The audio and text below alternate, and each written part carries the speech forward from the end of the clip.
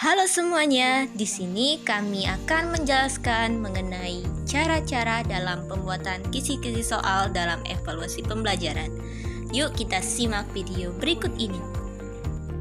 Sebelum kita masuk ke dalam pembuatan kisi-kisi, maka terlebih dahulu kita harus mengetahui apa saja faktor-faktor yang harus diperhatikan dalam pembuatan kisi-kisi soal. Adapun faktor tersebut yaitu 1. Urgensi. Urgensi merupakan memilih materi yang mampu dikuasai oleh siswa. Yang kedua, kontinuitas. Kontinuitas adalah pendalaman materi harus dilakukan secara terus-menerus. Yang ketiga, relevansi. Pendalaman materi untuk materi lainnya. Lalu yang keempat ada keterpakaian. Keterpakaian berarti soal dibuat harus memiliki nilai terapan bagi siswa. Keempat faktor atau aspek tersebut sering disingkat dengan UKRK dan harus diperhatikan dalam pembuatan kisi-kisi soal. Dalam membuat kisi-kisi soal, hendaknya dibuat dari materi tingkat kognitif sedang sampai tinggi, atau dari yang mudah ke tingkat yang sukar. Adapun teknik perumusan indikator dalam pembuat soal, langkah-langkah penyusunan tes sebagai berikut. 1. Penentuan tujuan tes. 2. Penyusunan kisi-kisi tes. 3. Penulisan butir soal. 4. Penelaahan soal atau validasi soal. 5. Perakitan soal menjadi perangkat tes. Adapun langkah-langkah dalam menyusun kisi-kisi soal yaitu yang pertama, menentukan KD yang akan diukur. Dan yang kedua, setelah menentukan KD, maka kita memilih materi yang esensial. Yang ketiga, merumuskan indikator yang mengacu pada KD dan memperhatikan materi dan juga level kognitif pada indikator yang telah dibuat. Baiklah, teman-teman, di sini kami akan menjelaskan mengenai cara membuat kisi-kisi soal.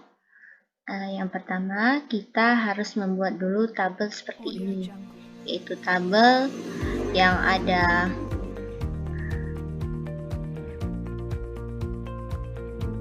kompetensi dasar, ada indikator, dan juga ada materi, ada teknik penilaian, ada jenjang pengetahuan, dan juga ada nomor soal.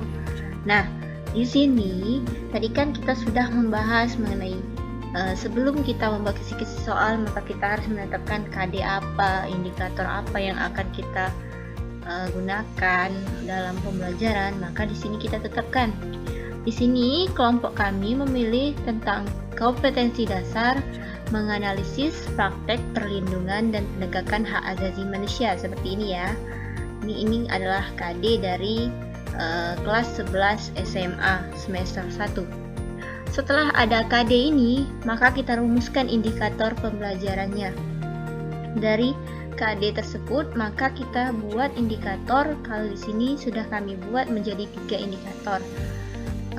Ada 3.5.1. Yang pertama itu kita dari tingkat kognitif C2 terlebih dahulu, yaitu dengan mengambil KKO menjelaskan. Karena di sini kan kita sebelum menganalisis kita harus memahami dulu hakikat dari perlindungan dan penegakan hukum dalam masyarakat untuk menjamin keadilan dan kedamaian. Setelah itu di KD kan menganalisis atau termasuk ke dalam C4, maka kita harus pisahkan dulu. Ini kan dia menganalisis praktek perlindungan dan penegakan hukum dalam masyarakat.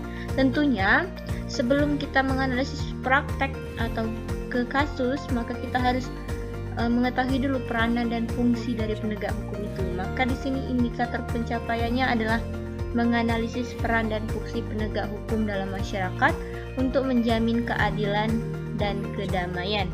Dan menganalisis ini masuk ke dalam tingkat ranah kognitif C4. Setelah itu kita masuk ke yang 3.5.3. Di sini barulah kita masuk ke menganalisis dinamika berbagai kasus pelanggaran hukum di Indonesia sesuai dengan KD, yaitu menganalisis prakteknya ya. Kita harus melihat kasus apa yang terjadi. tentang perlindungan dan penegakan hukum. Setelah itu kita membuat materi pembelajarannya, materi yang esensial bagaimana, seperti yang kita buat tadi kan langkah-langkahnya itu ada memilih materi yang esensial, berarti kita harus memilih materi yang sesuai dengan indikator kita tersebut. Di mana kita di sini menjelaskan hakikat perlindungan dan penegakan hukum, maka di sini materinya juga hakikat perlindungan dan penegakan hukum. Yang kedua adalah peran lembaga penegak hukum dalam menjamin keadilan dan kedamaian. Di sini karena kita indikatornya peran dan fungsi penegak hukum, juga dinamika pelanggaran hukum. Setelah membuat kompetensi dasar, indikator dan juga materi, maka kita masuk ke teknik penilaian. Di sini teknik penilaian itu ada berupa pilihan tes objektif, berupa pilihan ganda, benar salah, dan juga ada uraian, ada tes esai. Di sini berhubung kita mengambil indikator yang pertama adalah C2, maka di sini kita buat jenjang pengetahuannya yaitu C2.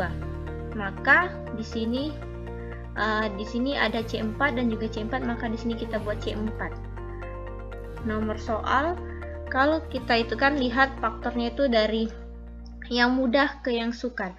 Berarti kalau ranah untuk C2 ini lebih mudah dari C4, maka kita buat nomor soalnya seperti ini. Contoh saja ya. Di sini 4, 5. Begitupun selanjutnya. Nah, di sini saya akan membuatkan contoh mengenai soal esai, di mana dalam pembuatan soal esai itu harus ada kasus yang dimuat. Contohnya saja di sini kita menghadirkan kasus mengenai kronologi pelajar babak belur dianiaya polisi diduga jadi korban salah tangkap. Nah, jadi ini kasusnya. Baru kita buat soalnya.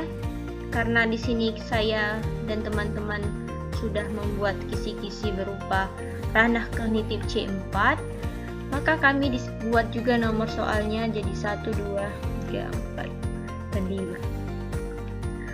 Jadi ini disesuaikan ranah apa yang kita masukkan ya. Nah, maka di sini kita buat uraikanlah konsep penegakan hukum dengan kaitan dalam kasus penegakan hukum di atas.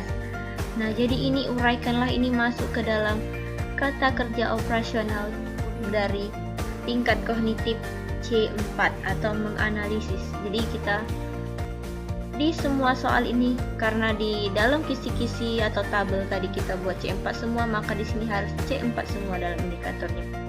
Jadi dalam merumuskan soal ini, maka kita harus kembali lagi melihat indikator apa yang harus dicapai dalam pembelajaran itu. Jadi ini dalam kaitannya dari indikator, kompetensi dasar, dan juga materi pembelajaran. Terima kasih.